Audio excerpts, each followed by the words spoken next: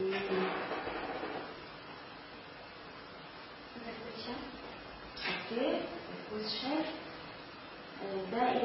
ما نسمع عن لقب المطربة أو المغني، لكن في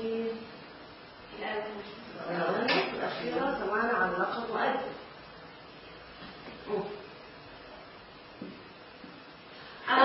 أول شيء بدي أقول لك إنه مش غلط لو قلنا مؤدية أو مغنية، بس غلط إنه أنا أقول مطربة، لأنه الطرب أنا كلمة الطرب بس يعني بتركوا للناس اللي هم فعلا بيغنوا طرب وبيطربونا.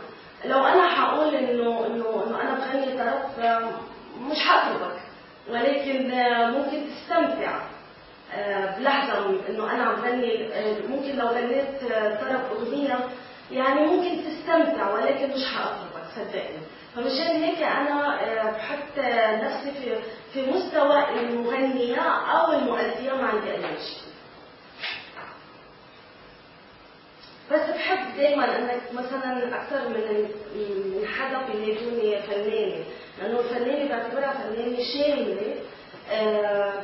انا دخلت في مجال التمثيل ومع الغنى، فانا هيك بقيت ما فيش بقى مغنيه بنحكي، يعني ما بقاش يعني في يعني لون واحد، يعني شامله، يعني في كل الصفات اللي ممكن يعني توصي للفنانة اللي هي مثلا عندها طموحات كثير. أنا عندي طموحات، وأنا إن شاء الله عم بعمل جهدي إنه أعمل شيء أكبر من اللي أنا قدمته.